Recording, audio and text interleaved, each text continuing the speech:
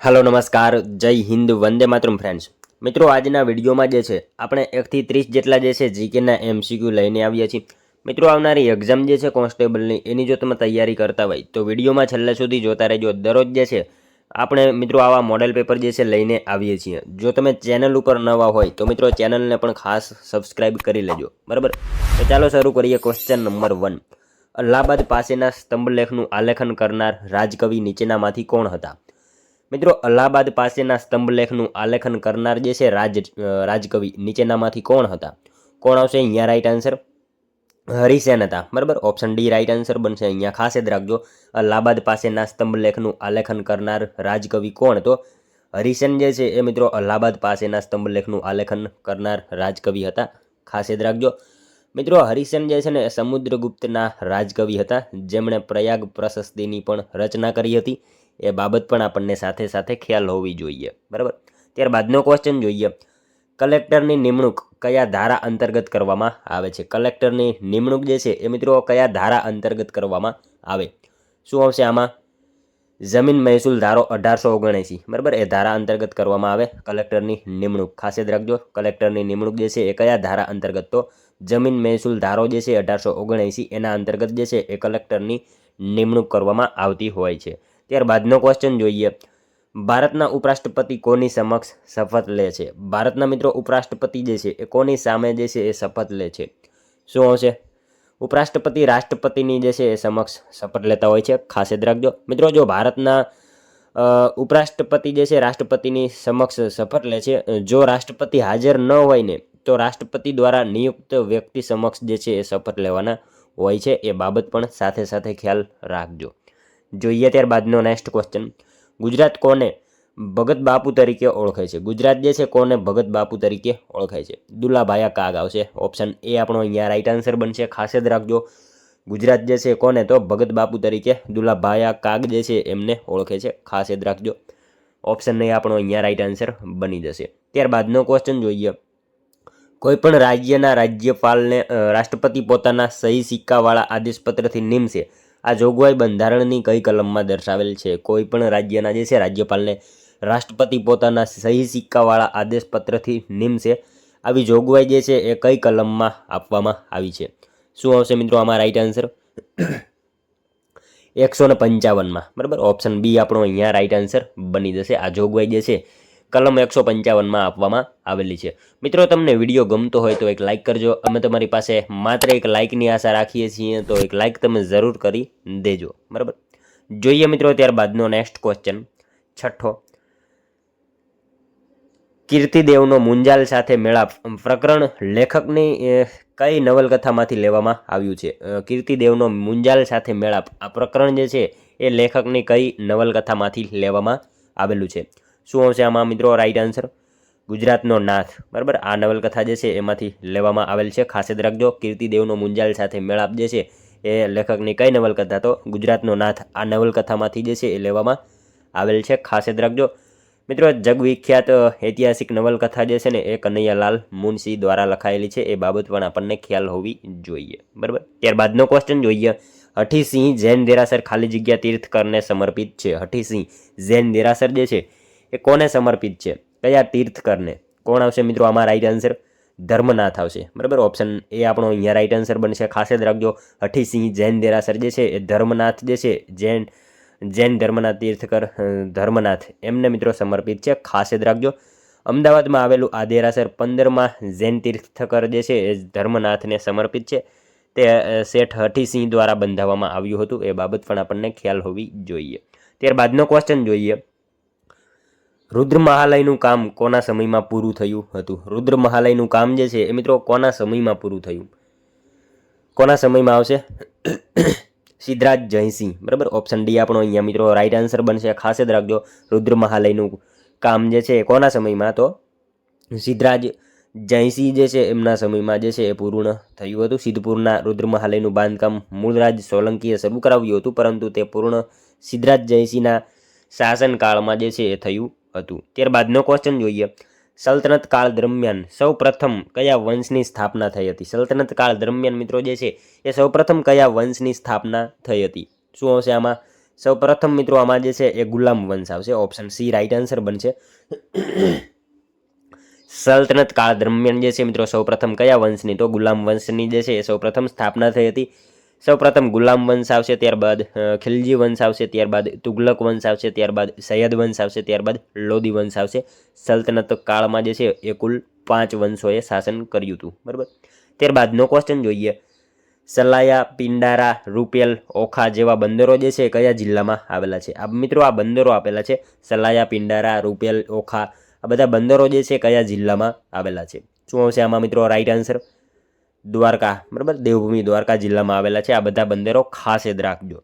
જોઈએ ત્યારબાદનો next question. Mundra એ કઈ નદીના કિનારે આવેલું એક નાનું બંદર છે? મુન્દ્રા જે છે મિત્રો કઈ નદી કિનારે આવેલું બંદર છે? મુન્દ્રા મિત્રો કઈ નદી આવશે?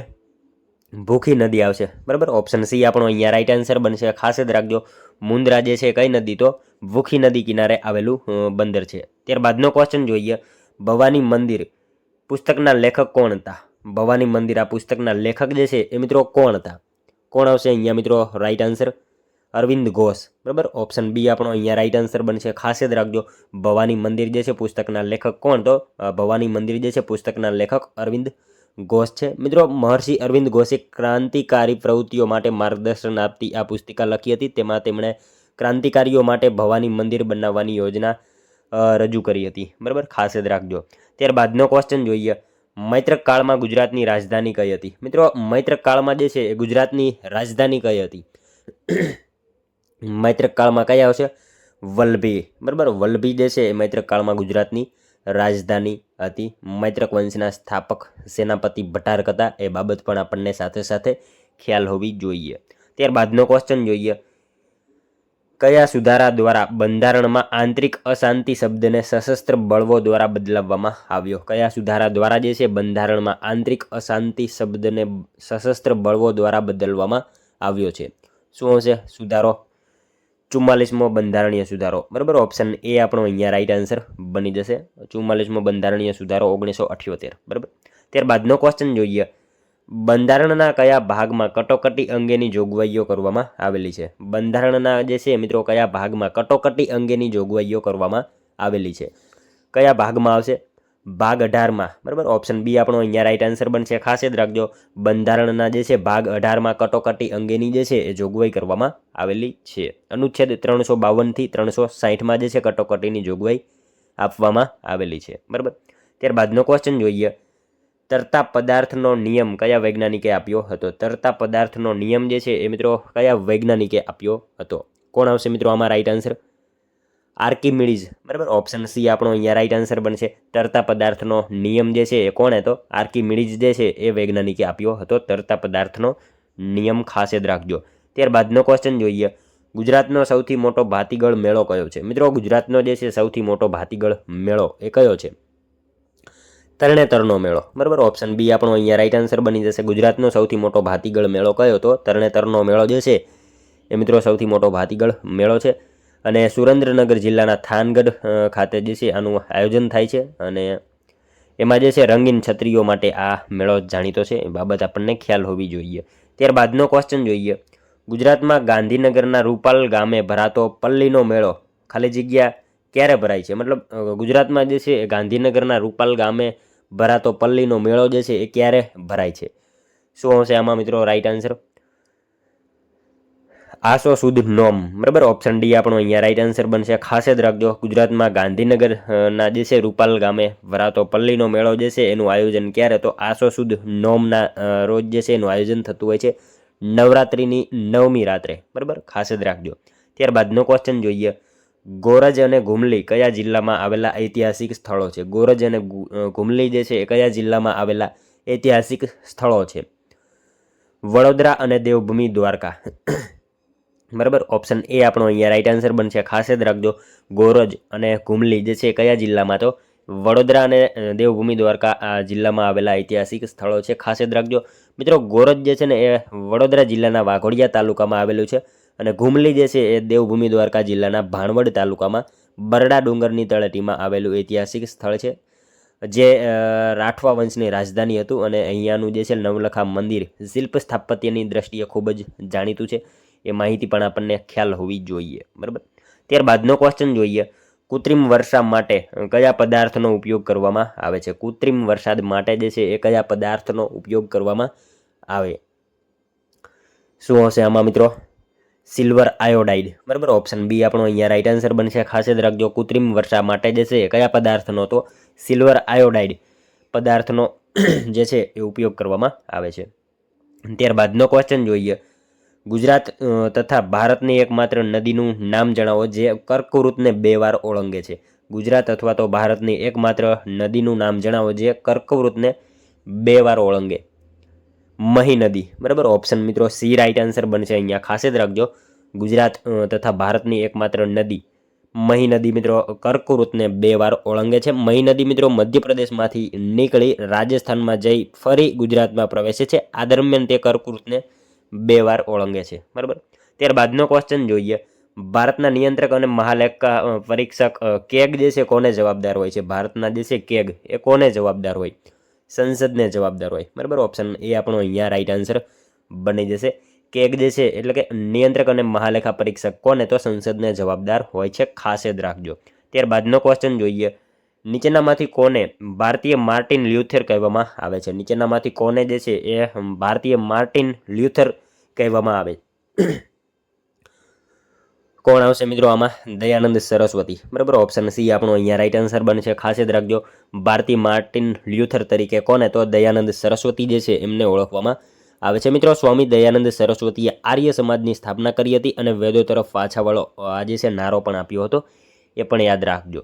ત્યારબાદનો ક્વેશ્ચન જોઈએ, નીચેનામાંથી કોણે ભારતમાં પારસી ઉત્સવ નવરોજની શરૂઆત કરાવી હતી? નીચેનામાંથી જે છે કોણે ભારતમાં પારસી ઉત્સવ નવરોજ જે છે એની શરૂઆત કરાવી હતી?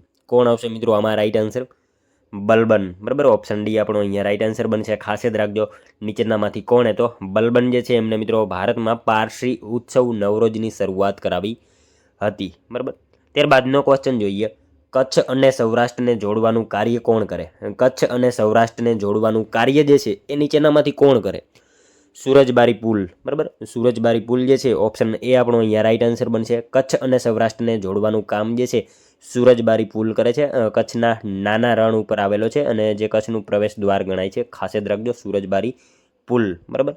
ત્યારબાદનો ક્વેશ્ચન જોઈએ, હડપ્પીય સ્થળ સુરકોટડા જે કચ્છ જિલ્લામાં આવેલું છે તેના ઉત્ખનનકર્તાનું નામ જણાવો. હડપ્પીય સ્થળ જે છે સુરકોટડા કચ્છ જિલ્લામાં આવેલું છે એના ઉત્ખનનકર્તાનું નામ જણાવવાનું છે. કોણ આવશે મિત્રો આમાં રાઈટ આન્સર? જગપતિ જોશી, બરાબર. ઓપ્શન સી આપણો અહીંયા રાઈટ આન્સર બનશે. ખાસ જ રાખજો, હડપ્પીય સ્થળ જે છે સુરકોટડા એના ઉત્ખનન કરતા કોણ? તો જગપતિ જોશી રાઈટ આન્સર બની જશે. મિત્રો સુરકોટડા, બરાબર. સુરકોટડામાંથી જે છે ને એ ઘોડાના અસ્થિઓના અવશેષો મળી આવ્યા હતા, એ બાબત એક ખ્યાલ રાખજો, બરાબર. જોઈએ નેક્સ્ટ ક્વેશ્ચન, પાપડ ઉદ્યોગ માટે તાપી જિલ્લાનો કયો તાલુકો પ્રખ્યાત છે? પાપડ ઉદ્યોગ માટે જે છે મિત્રો તાપી જિલ્લાનો કયો તાલુકો જાણીતો છે?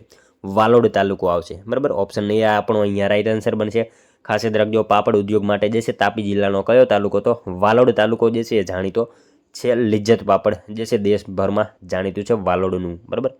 જોઈએ નેક્સ્ટ ક્વેશ્ચન ત્યારબાદનો, 3 પ્રકારના પાણાવાળી કુહાડી ખાલી જગ્યાની વિશેષતા છે. 3 પ્રકારના પાણાવાળી કુહાડી જે છે એ ક્યાંની વિશેષતા છે? લોથલની આવશે, બરાબર. 3 પ્રકારના પાણાવાળી કુહાડી એ જે છે લોથલની જે છે વિશેષતા છે. ખાસ જ રાખજો, લોથલ અમદાવાદ જિલ્લામાં આવેલું છે. ત્યારબાદનો ક્વેશ્ચન જોઈએ, 1 નોટિકલ માઇલ બરાબર કેટલા કિલોમીટર થાય? 1 નોટિકલ માઇલ બરાબર કેટલા કિલોમીટર?